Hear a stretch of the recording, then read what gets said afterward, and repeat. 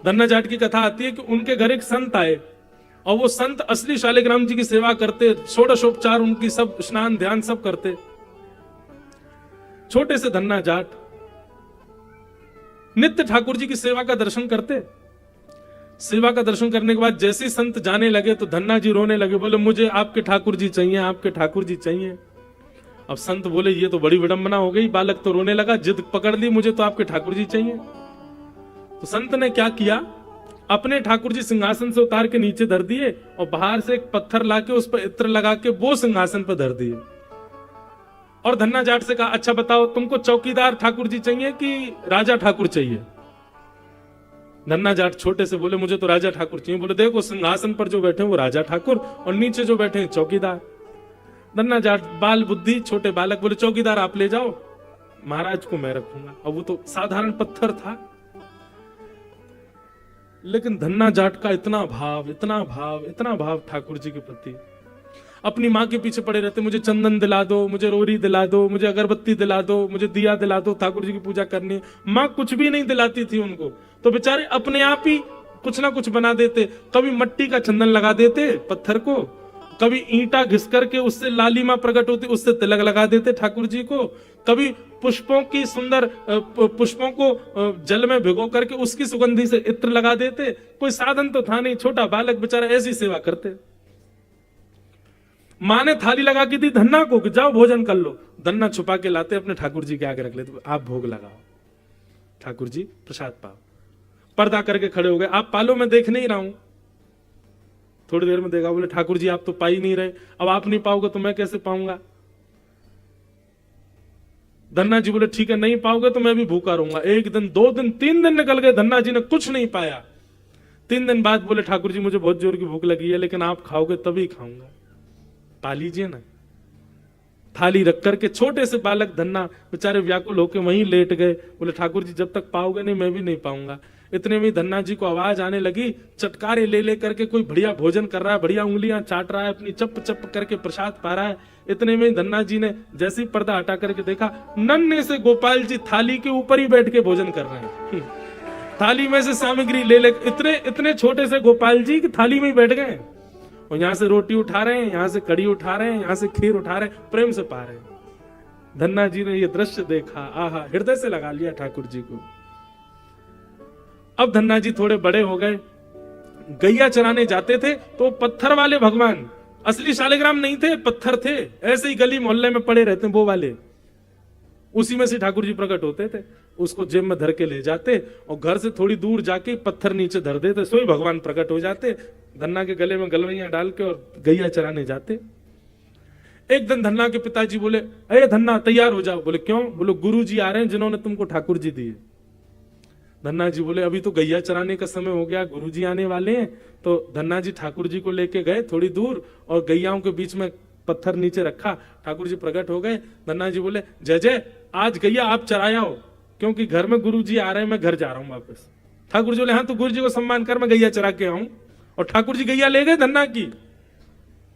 गुरु जी आए महाराज, 8-9 वर्ष बाद आए, धन्ना को देख करके खुश हो गए। बोले वाह धन्ना अब तो तुम बड़े हो गए, और वो कहाँ है तुम्हारे, सेवा विवाह करते हो कि नहीं? अब बचपन में खिलौना था, छोड़ छाड़ दिया होगा। नहीं नहीं नहीं गुरुजी, आप मुझे सेवा के ठाकुर जी देके गए। ठाकुर जी अभी गए, गैया चरावे गए ठाकुर जी। गुरु जी बोले, धन्ना के पिताजी से बोले तुम्हारा बालक बड़ा हो गया, बुद्धि अभी भी इसकी छोटी है।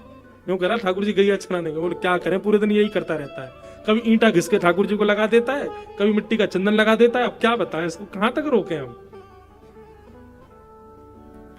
जैसे ही थोड़ा समय व्यतीत हुआ, धन्ना जी बोले गुरुजी मैं आता हूं अभी। बोले कहां जा रहे हो? वो ठाकुर जी गैया लेके आ रहे होंगे, तो वो घर के पास तक नहीं आते, सब लोग उनका दर्शन करें, उनको अच्छा नहीं लगता ना, तो वहां फिर वो पत्थर बन जाएंगे, मैं उनको जेब में धर के ले आऊंगा, गैयाओं को मैं ले आऊंगा। उसकी बात में इतनी सत्यता कि गुरुजी बोले कैसे संभव, चल मैं चल रहा हूं तेरे साथ। बोले चलो। जैसे ही जाकर के देखा तो गायों का झुंड आ रहा था। गुरुजी बोले ए धन्ना, ठाकुर जी कहां है? बोले वो गैयाओं के बीच में चल रहे होंगे, अभी दिखेंगे थोड़ी देर में। और थोड़ी देर में जैसे ही आगे से कुछ गायों ने मार्ग प्रशस्त किया, आहा, नील वर्ण के ठाकुर जी पीताम्बरी पहने, गले में गलवैया, खूब सुंदर हार पहने, बढ़िया मोतियों के हार धारण किए, वंशी एक हाथ में ले रखी है, गायों की रज पूरे अंग पर लग रही है। ठाकुर जी मधुर गैयाओं के गले में गलवैया डालते हुए चराते हुए आ रहे हैं।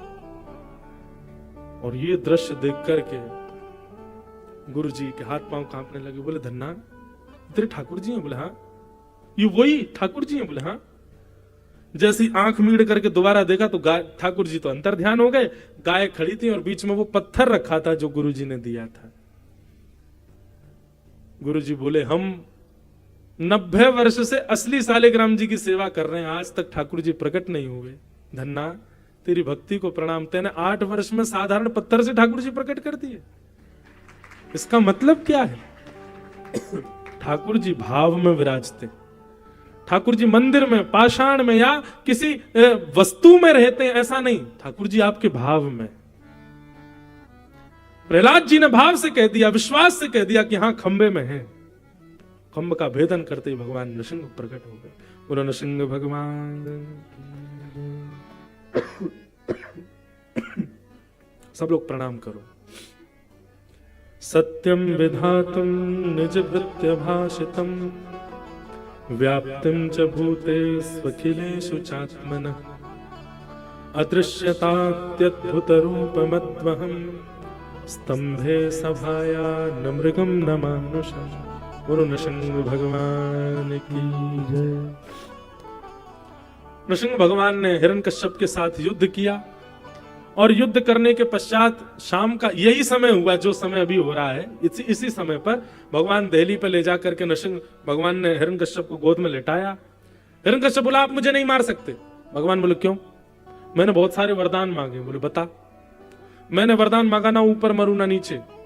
भगवान बोले कहां हो तुम? बोले कि गोद में आपकी, ना ऊपर है ना नीचे। और मैंने वरदान मांगा था ना अंदर मरू ना बाहर। भगवान बोले हम भवन की दहली पे बैठे हैं, ना अंदर है ना बाहर। मैंने वरदान मांगा ना दिन में मरू ना रात में। भगवान बोले शाम हो रही है और बता। ब्रह्मा की बनाई हुई सृष्टि में किसी से ना मरूं। भगवान बोले ब्रह्मा को मैं बनाता हूं, वो मुझे क्या बनाएगा? फिर भी आप मुझे नहीं मार पाओगे। मैंने मांगा कि मैं 12 महीने में से किसी महीने में नहीं मरूं। भगवान बोले ये 4 वर्ष में आने वाला 13वां महीना तेरे लिए ही बनाया मैंने। हिरण्यकश्यप बोला मुझे पता नहीं था, नहीं तो मैं कह देता 13 महीने में नहीं मरूं। भगवान बोले जब तूने वरदान मांगा इस 13वें महीने का निर्माण ही तभी किया मैंने। और बता। हिरण्यकश्यप बोला अब तो मुझे लगता है कि मृत्यु मेरी निश्चित है, आप हर तरीके से मार ही दोगे।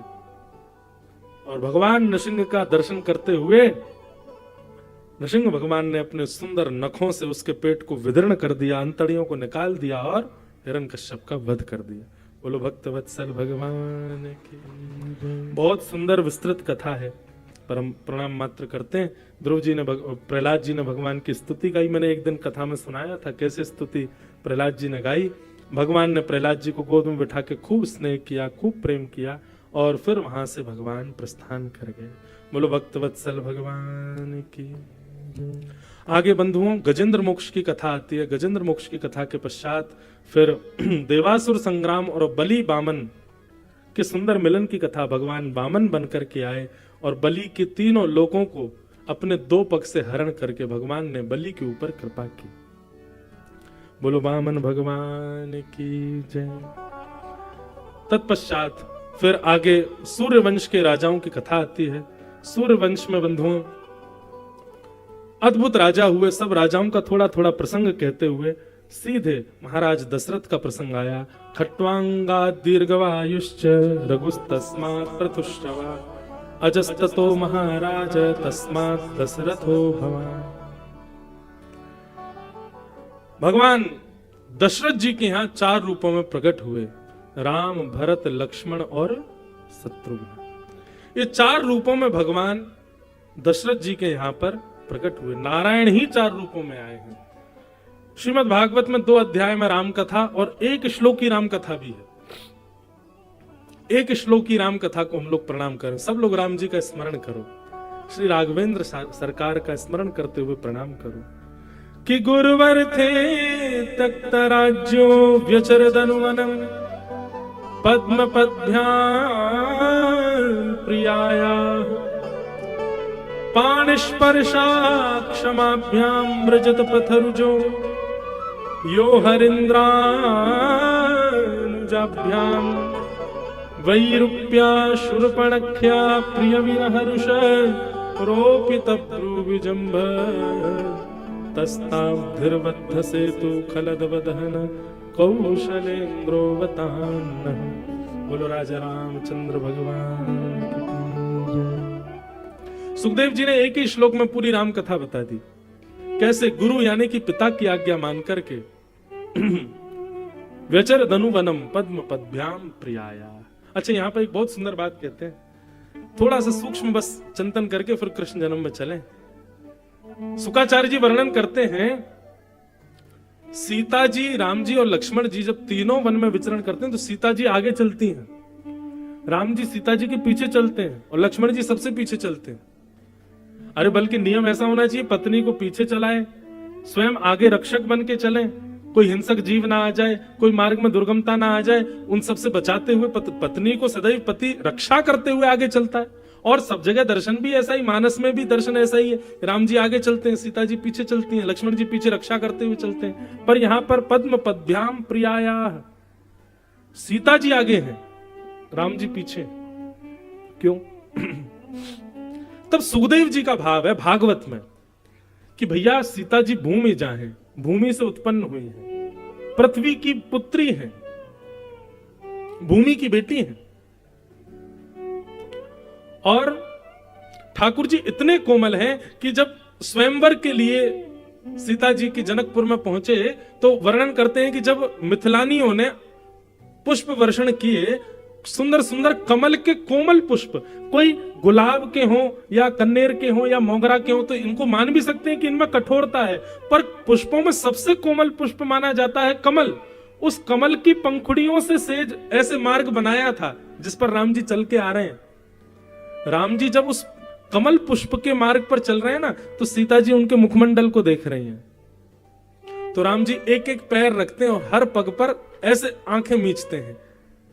तब सीता जी बोली, इनको चुभ क्या रहा है? नीचे दृष्टि डाल करके देखी तो कमल के कोमल पुष्प भी राम जी को चुभ रहे थे। सीता जी बोली, कितने कोमल है हमारे राम जी, अत्यंत कोमल कमल भी इनको चुभता है। उसी दिन सीता जी ने प्रण लिया, क्योंकि जानती तो है ही कि वन तो जाना है 14 वर्ष के लिए। तो उसी समय सीता जी ने प्रण लिया कि हम आगे चलेंगी। क्यों आगे चलेंगी? बोले राम जी राघवेंद्र सरकार चरणों में पादुका तो नहीं पहनेंगे, और जिनके चरणों को अत्यंत कोमल कमल भी चुभ सकता है तो निष्ठुर पृथ्वी तो बहुत चुभेगी। तो इसलिए सीता जी आगे चलती हैं। तो सीता जी जैसे ही चरण आगे रखती हैं तो पृथ्वी अपने आप को कोमल बना लेती है। अरे हमारी पुत्री आ रही है, ये जितने भी कंकड़ पत्थर आदि सब पृथ्वी पर हैं, ये सब विचार करते हैं हमारी बहन आ रही है, हमारी पुत्री आ रही है, हमारी लाली आ रही है। तो सीता जी जहां जहां चरण रखती है वहां वहां की पृथ्वी कोमल होती चली जाती है। और जब सीता जी के चरण रखने से वो पृथ्वी कोमल होती है, उस कोमल पृथ्वी पर जब राघवेंद्र सरकार चरण रखते हैं तो उनको सुख मिलता है। इसलिए सीता जी आगे चलती हैं और राम जी उनके पीछे पीछे चलते हैं। पद्म पद्भ्याम प्रियाया, बहुत सुंदर भाव है। एक सुखदेव जी का भाव और है। जब रावण को मार करके राम जी लौट करके आए और राज्याभिषेक हुआ, तो बहुत सारे ब्राह्मण आए आशीर्वाद देने। अब ब्राह्मण का नियम है, आशीर्वाद दे तो ब्राह्मण को दक्षिणा दो। तो ब्राह्मण जैसे आशीर्वाद दे राम जी को, तो राम जी उनको दक्षिणा में क्या देते हैं? भागवत जी में लिखा है। पहला ब्राह्मण आया, उसको दक्षिणा में अपने कड़ूला उतार पद्मराग के कंगन दे दिए, ऐसे कंगन जो सूर्य के पास भी नहीं है, ब्राह्मण को दक्षिणा में दे दिए। दूसरा ब्राह्मण आया, उसने आशीर्वाद दिया तो अयोध्या नगरी का सिंहासन दे दिया, लो ले जाओ दान में। तीसरा ब्राह्मण आया, उसको मुकुट उतार करके दे दिया। चौथा ब्राह्मण आया, सारे आभूषण दे दिए। और सब अयोध्या के लोग देखते जा रहे हैं, वाह दानवीर ये क्या कर रहे हैं, तो सब लुटा रहे हैं। लुटाते लुटाते ये स्थिति हो गई कि माताओं के सबके आदि सबके गहने सब दान करवा दिए ठाकुर जी ने। सब अयोध्या के लोगों का सब दान करो, धनुष बाण आदि कुछ नहीं बचा। लेकिन ब्राह्मण तो अब भी बचे। तो फिर अब जैसे ही ब्राह्मण आए तो बोले तुमको कनक भवन दान में देते हैं। तुमको कौशल्या मैया का भवन दान में देते हैं, केकई मैया का भवन तुमको दान में देते हैं। अब भी ब्राह्मण आते जा रहे थे तो एक ब्राह्मण को पूरी अयोध्या दान में दे दी। अब भी ब्राह्मण आते जा रहे थे तो एक छत्र सम्राट है राम जी, तो बोले उत्तर दिशा पूरी तुम्हारी, दक्षिण दिशा पूरी तुम्हारी, तीसरे ब्राह्मण को पश्चिम दिशा पूरी तुम्हारी। करते करते राम जी ने पूरी पृथ्वी दान कर दी ब्राह्मणों को। देवता सब खड़े खड़े निहार रहे हैं, बोले जे क्या हुआ, ये तो फिर से वनवास जाने को तैयार हो गए। हाँ, राम जी तैयार हो गए, सीधे गए गुरुजी अब हमने सब ब्राह्मणों को दे दिया, राजा तो ब्राह्मण बन गए, अब हम वन में जा रहे हैं, फिर से भजन करेंगे। देवता बोले ऐसा नहीं होना चाहिए, हे गुरुदेव वशिष्ठ जी आप कुछ आज्ञा करिए, कुछ करवाइए। तो वशिष्ठ जी कहते हैं राम जी, आशीर्वाद देने पर दान करना ब्राह्मण का स्वरूप होता है। पहले आशीर्वाद देता है, फिर दान लेता है, फिर दान लेके फिर आशीर्वाद देता है। तो बोले आप बैठो, अभी ब्राह्मण फिर से आशीर्वाद देने आएंगे। और वशिष्ठ ऋषि ने सारे ब्राह्मणों को बुलाया, बोले जिसको जो जो दान में मिला सब आशीर्वाद में वापस करो राम जी को। और सारे ब्राह्मण आए कि सब कड़ूला वापस कर दिए, सारा सिंहासन वापस कर दिया, सारे भवन वापस कर दिए, दिशाएं वापस कर दी, और सारे ब्राह्मणों को जो जो मिला था सब वापस राम जी को देख करके फिर राज्याभिषेक राम राजा बने, तब जाकर के विराजमान हुए। ये श्रीमद् भागवत में राम जी के दान वीरता का वर्णन है। ये हमारी सुखदेव जी की राम कथा है। ऐसे है श्री राम जी। श्री रामचंद्र कृपालु भज मन हरण भव भय दारुण। श्री रामचंद्र कृपालु भज मन हरण भव भय दारुण। भव कंज लोचन कंज मुख कर कंज पद कंजा।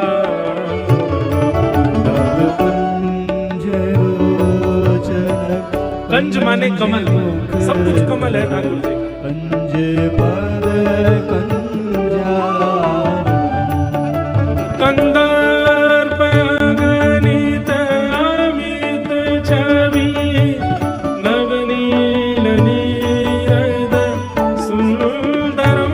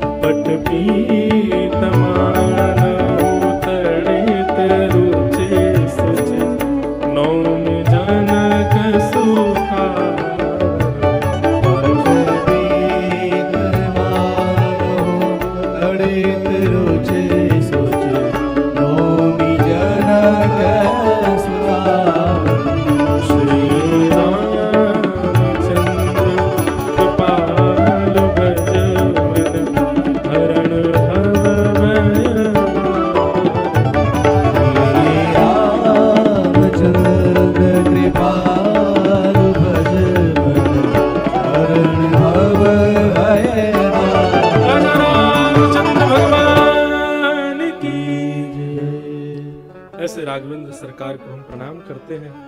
बंधुओं, फिर चंद्रवंश के राजाओं की कथा सुनाई और इसी चंद्रवंश में भगवान श्री कृष्ण का अवतरण हुआ। बोलो बाल कृष्ण लाल की जय। 2 श्लोकों में संपूर्ण कृष्ण कथा सुनाकर के श्री सुखदेव जी महाराज शांत हो गए। परीक्षित जी ने चरणों में विनती की, भगवान मुझे 2 श्लोकों में कृष्ण कथा नहीं, पूरी विस्तार से सुननी है। आपने इतने राजाओं की कथा विस्तार से सुनाई, मैं सुनने के लिए 4 दिन से बैठा हूं, पर जिन कृष्ण की कथा मैं विस्तार से सुनना चाहता हूं आप 2 श्लोकों में सुना रहे हैं, मेरे प्राण निकल जाएंगे। भगवान ऐसा मत कीजिए, मुझे विस्तार से सुनाओ। सुखदेव जी बोले भोजन कर लो, थोड़ा उठ लो, सो लो, 1-8 घंटे का थोड़ा ब्रेक ले लो, फिर सुना देंगे। बोले नहीं भगवान, अब एक क्षण भी मैं कृष्ण कथा सुने बगैर नहीं रह सकता। आप कृपा करके मुझे बस सुनाइए। मुझे भूख नहीं है, प्यास नहीं है, सोने की इच्छा नहीं है, बस कृष्ण दर्शन हो ऐसी इच्छा है। कृपा करके अब मुझे ब्रज की कथा में प्रवेश कराओ। तब श्री सुखदेव जी महाराज कहते मैं परीक्षा ले रहा था तुम्हारी, मैं देखना चाह रहा था कि तुम्हारे अंदर उत्कंठा कितनी है। जब तक ऐसी उत्कंठा नहीं होगी तब तक कृष्ण लीला प्रारंभ नहीं हो सकती, और अब तुम्हारी स्थिति वो हो चुकी है कि कृष्ण लीला तुमको सुनाई जाए। वसुदेव गृहे साक्षात भगवान पुरुष परः जनिष्यते तत्प्रियार्थम संभवन्तु सुरस्त्रियः। भगवान ने आकाशवाणी करते हुए पृथ्वी के आर्त को सुना। पृथ्वी बड़ी दुखी थी। भगवान ने आकाशवाणी कर दी, बोले तुम चिंता मत करो, वसुदेव जी के घर साक्षात मैं ही कृष्ण रूप धारण करके आने वाला हूं, अवतार धारण करने वाला हूं, तैयारी करो। ये आकाशवाणी जैसी देवताओं ने सुनी, महाराज देवता सब पृथ्वी में पहुंच गए। कोई वृक्ष बन गया, कोई पर्वत बन गया, कोई बछड़ा बन गया, कोई गैया बन गया, कोई कुछ बन गया। इसी श्रृंखला में देव आदिदेव महाकाल भगवान हमारे वृंदावन, हमारे ब्रजमंडल में नंदेश्वर महादेव और नंदगांव के पर्वत के रूप में विराजमान हो गए। साक्षात ब्रह्मा बरसाना पर्वत के रूप में विराजमान हो गए, और साक्षात नारायण श्री गोवर्धन पर्वत के रूप में विराजमान हो गए। सब देवता ब्रजमंडल में आकर के बैठ गए। ठाकुर जी का अवतरण होने वाला है। और यहां सूरसेन मंडल के राजा सूरसेन, उनके पुत्र का नाम है वसुदेव। वसुदेव जी से देवक की बेटी देवकी का ब्याह हुआ। देवक कंस के चाचा का नाम। कंस उग्रसेन का बेटा है। उग्रसेन मथुरा के राजा हैं, परंतु कंस ने अपने दुरुपयोग से, दुर्बल के प्रयोग से अपने पिता और चाचा दोनों को बंदी बना दिया और अपनी बहन का विवाह स्वयं किया। स्वयं विवाह करके वसुदेव जी से देवकी को विदा करने के लिए जा रहा था। तभी आकाशवाणी हुई और देवताओं ने कहा, अरे कंस, जिस बहन को तुम विदा करने जा रहे हो इसी का अष्टम गर्भ तुम्हारा काल होगा। ये समाचार सुनते ही कंस को क्रोध आया, तलवार निकाल करके देवकी का सर धड़ से अलग करने लगा। वसुदेव जी ने चरण पकड़ लिए, बोले मत मारो, हम वचन देते हैं जितने बालक होंगे सब आपको दे देंगे। प्रथम बालक जब जन्म लिया तो कंस को दिया, तो कंस को दया आ गई, बोले अरे मेरा भांजा है, मैं इसको नहीं मारूंगा। जैसे ये दया आई तो देवताओं ने कहा, अरे कंस की बुद्धि ठीक हो रही है, इसको बिगाड़ो, क्योंकि कंस यदि सुधर गया तो कहीं ठाकुर जी अपना आना स्थगित ना कर दें। नारद जी ने जाकर के कहा, तुमने प्रथम बालक को क्यों छोड़ दिया? बोले मेरा भांजा था इसलिए छोड़ दिया, और वैसे भी मेरा काल तो अष्टम बालक होने वाला है ना। वसुदेव नंद बाबा बोले, नारद जी बोले, कंस अष्टम गर्भ काल होगा का मतलब है पहले से 8वां तक कोई भी मार देगा तुमको। 8वां मारेगा ऐसी बात नहीं, इसलिए सावधान रहना। कंस को यह बात पता चली, पहला बालक पकड़ करके पृथ्वी पर पटक करके उसकी हत्या कर दी और देवकी वसुदेव को कारागृह में डाल दिया। 6 बालकों की हत्या कंस ने कर दी। 7वें बालक के रूप में बलराम जी पधारे। शेषनाग बलराम जी के रूप में आए, पर भगवान ने योग माया के आश्रय से कुछ महीनों बाद देवकी मैया के गर्भ से उनको स्थानांतरित कर दिया और कंस को समाचार मिला 7वां बालक गर्भ में ही नष्ट हो गया। 8वें बालक के रूप में भगवान श्री कृष्ण पधार रहे हैं। भादों का महीना, अष्टमी तिथि, मंदम मंदम जलधारा, धीरे धीरे जलधारा गिर रही है आकाश में। सुंदर पवन मंदराचल पर्वत पर चंदन की सुगंधी को लपेट करके बह रही है। सबको इतना सुख मिल रहा है, सर्वकाल सुखावहम, कि सब सुख पूर्वक होकर के शयन कर रहे हैं। केवल 2 लोग जगे हुए हैं, देवकी और वसुदेव। बाकी सारे सैनिक सोए, सारे मथुरावासी सोए, सारे गोकुलवासी सोए, पूरा विश्व सो रहा है। अर्धरात्रि का समय हुआ, जैसे ही चंद्रमा मध्यस्थ हुए, कंस के कारागृह में देवकी मैया के गर्भ से एक दिव्य तेज प्रकट हुआ, और तेज जैसे ही शांत हुआ तभी दर्शन हुआ, शंख चक्र गदा पद्म धारण करके नन्हे से गोपाल जी श्री चतुर्भुज रूप धारण करके प्रकट हुए हैं। बोलो बाल कृष्ण लाल की जय। बंधुओं, भगवान चतुर्भुज रूप में आए, लेकिन ठाकुर जी चतुर्भुज विराट रूप धारण करके नहीं आए। नन्हे से हैं गोपाल जी, छोटे से, और छोटे से ठाकुर जी ही चतुर्भुज रूप में आए। छोटा सा बालक कितना कोमल होता है, कितना सुंदर लगता है, कितना प्यारा लगता है। ठाकुर जी वैसे ही है, नन्हे बालक जैसे ही है, लेकिन चतुर्भुज रूप में आए। और कैसा स्वरूप है ठाकुर जी का? बोले तमद्भुतम बालकमम भुजेक्षणम चतुर्भुजम शंख गदायुधायुधम, हाथ में शंख चक्र गदा पद्म धारण किए हैं। सब लोग बैठ जाओ भैया, इधर देखो यहां देखो, कर लो आप लोग नंदोत्सव कर लो, जाओ बाहर ही जाओ, हम तो नहीं बुला रहे ठाकुर जी को। त्यागी जी महाराज गए कीर्तन करवा रहे हैं बाहर। सब लोग इधर देखो, कथा सुनो, जब तक हम नहीं कहेंगे ठाकुर जी भीतर नहीं आएंगे। भगवान प्रकट हुए, प्रकट होते ही ठाकुर जी का रूप इतना सुंदर, चतुर्भुज रूप में ठाकुर जी पधारे।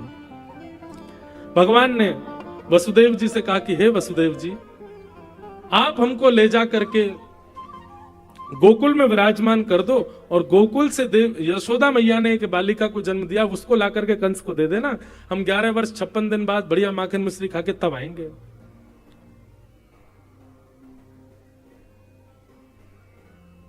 वसुदेव जी कहने लगे हमारे हाथों में हथकड़ियां बेड़ियां और इतने ताले लगे, कैसे होगा? बोले आप हमारा आश्रय लो, हमारे आश्रय में आते सब बंधन खुलेंगे।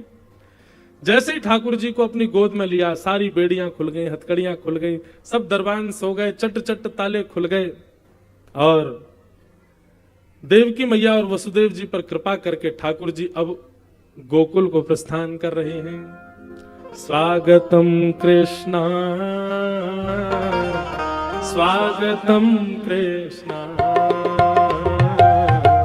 स्वागतम कृष्णा, स्वागतम कृष्णा, स्वागतम कृष्णा, स्वागतम कृष्णा,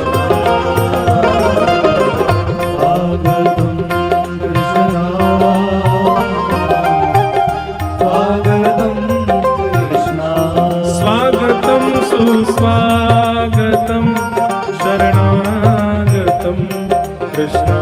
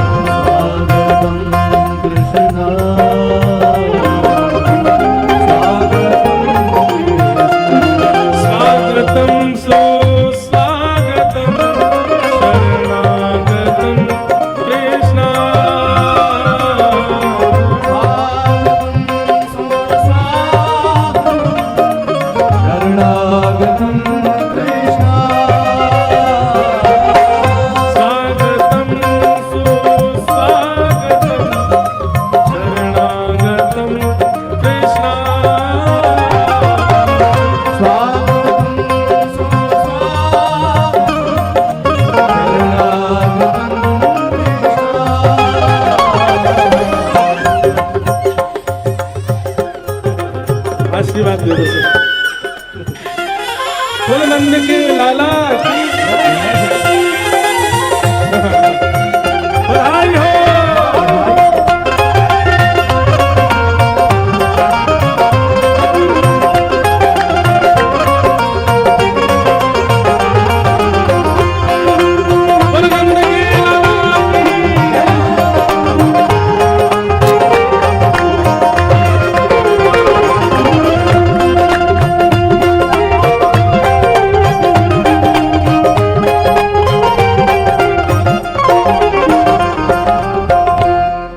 बोलो नंद के लाला की। अब खड़े हो गए आप लोग, बैठोगे तो होने हैं। अभी ठाकुर जी गोकुल पहुंचे हैं, नेक 5 मिनट बैठ जाओ। वाह भैया, 5 मिनट के लिए सब लोग विराज जाओ बस।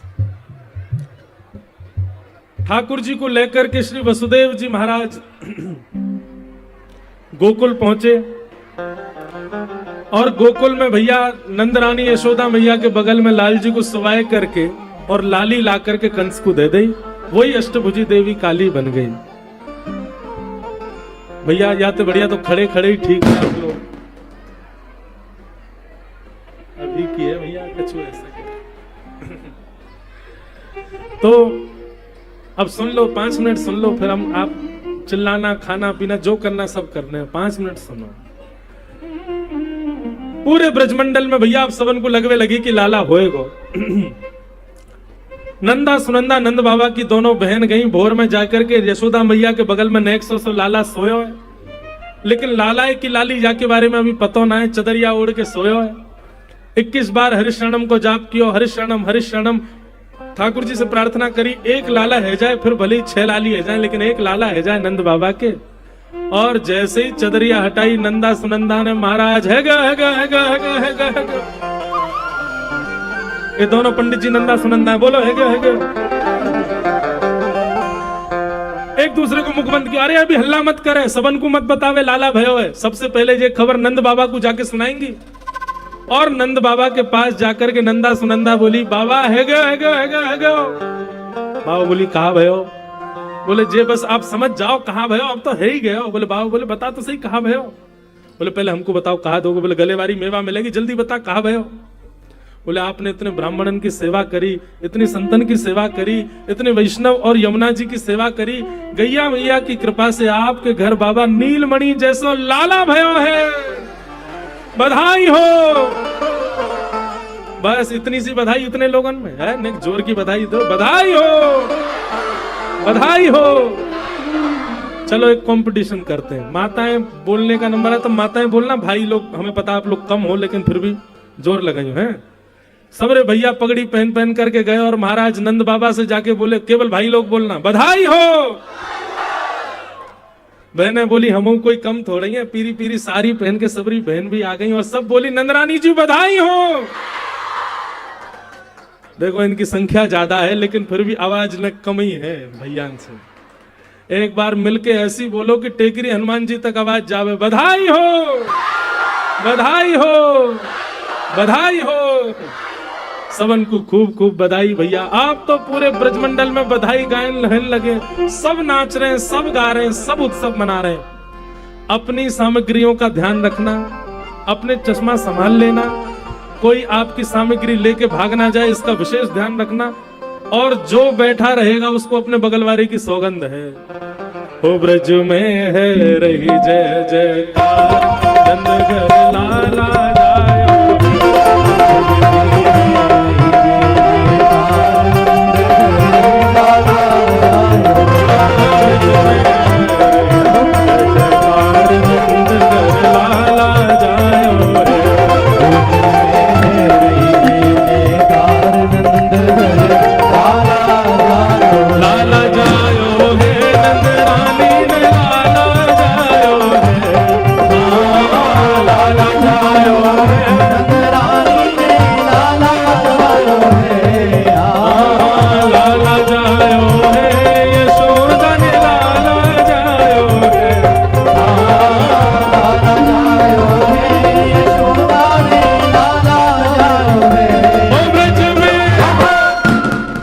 ब्रज में तो कहनी है जय हो ब्रज में, हो ब्रज में, हो ब्रज में।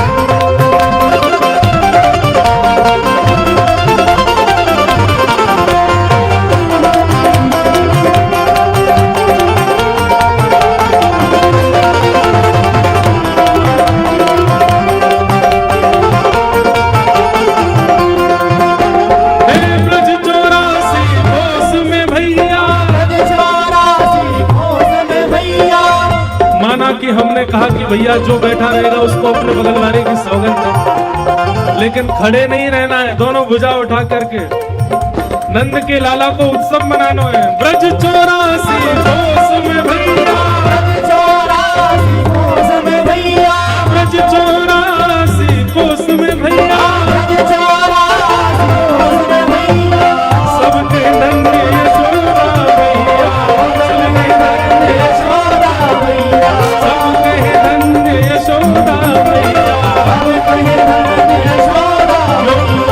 80 साल की आयु में सुख ऐसो जायो है, 80 साल की आयु में सुख ऐसो जायो है। अरे हाँ, 80 साल की आयु में सुख ऐसो जायो है, 80 साल की आयु में सुख ऐसो जायो है। ओ ब्रज में जोर से बोलनी है जय हो। ओ ब्रज में, ओ ब्रज में, ओ ब्रज में जयकार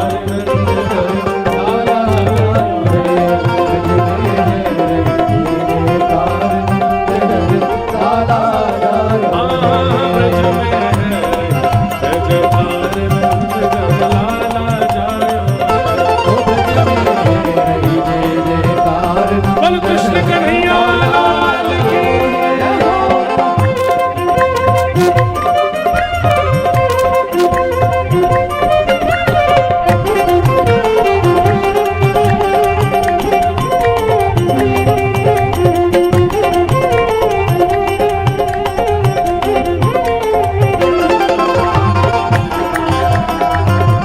बधाई हो, बधाई हो,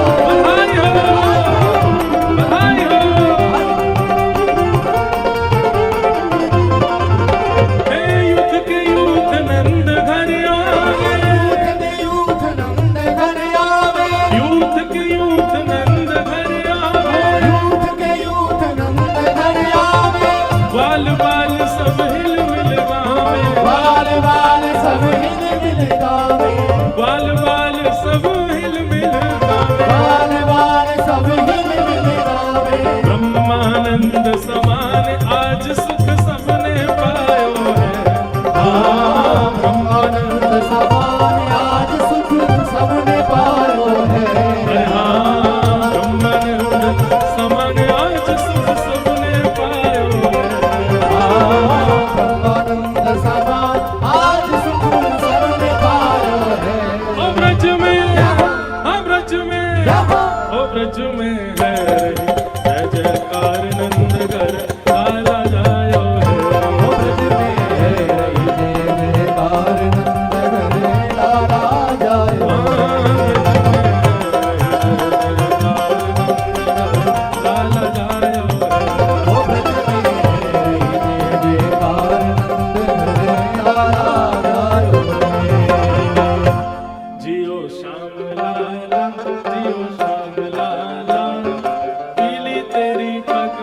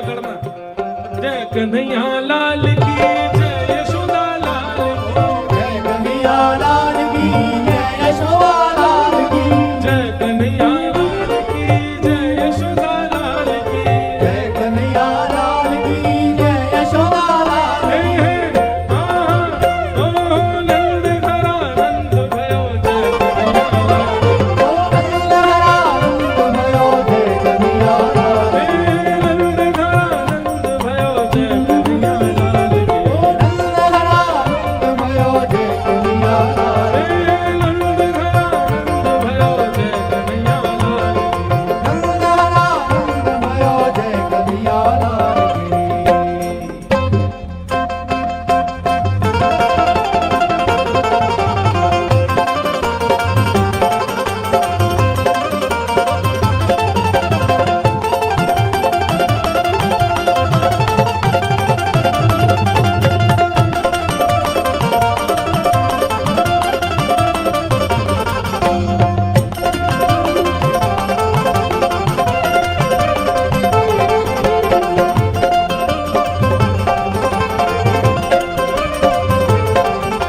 नंद घरा नंद भयो जय कन्हैया लाल की नंद घरा नंद भयो जय कन्हैया लाल की नंद घरा नंद भयो जय कन्हैया लाल की नंद घरा नंद भयो जय कन्हैया लाल की नंद घरा नंद भयो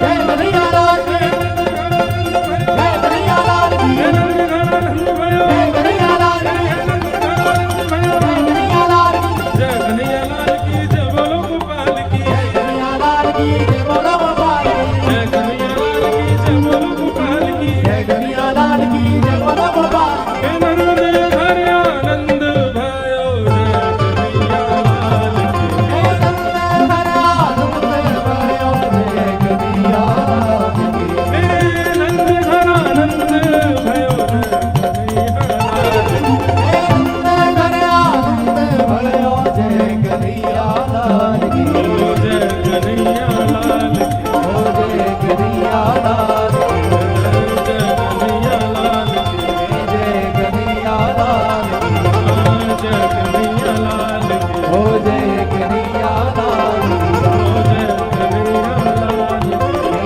जय कन्हैया लाल की जय कन्हैया ओ जय कन्हैया बलवंत के लाला की